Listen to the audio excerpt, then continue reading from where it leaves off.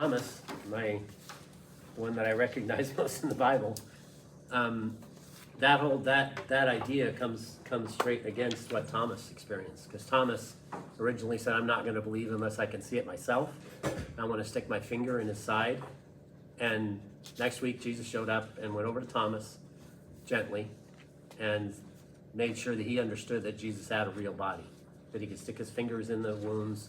And Thomas realized he was wrong, became a great evangelist.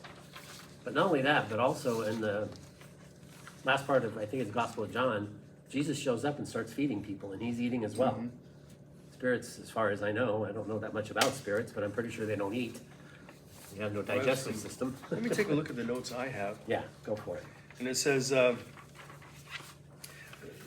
he ate food on several occasions, Luke 24:30, and John 21:12-13, that he's eating with people. He sits down and eats, and spirits don't eat, other than Japan for a couple of years, and they believe in Shintoism, and they offer food to the gods. But you can go by there a week later, and that food's still there. Nobody's eating it unless the crows come by, So spirits do not eat, and yet here it is in the resurrection that Jesus actually ate. And as you said, his followers touched him. They came by and physically touched him, and yes, he's real human, real flesh and blood. Right. So that's an important part of that.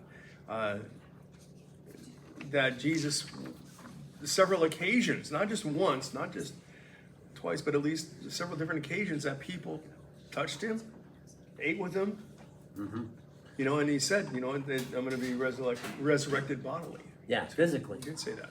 Because that's one of the most important things we can say.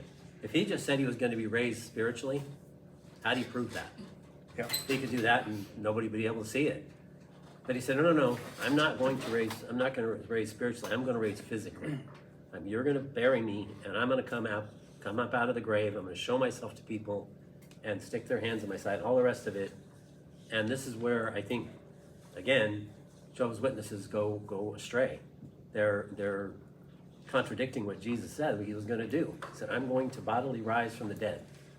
And of course, that's what he did. Well, and we also have other proof of that, because we talked about that in a previous study, that the Romans and the chief priests and so on knew that he had been resurrected bodily because his body wasn't there, and they were complaining that he said, "Let's start the rumor that his body was stolen." Right.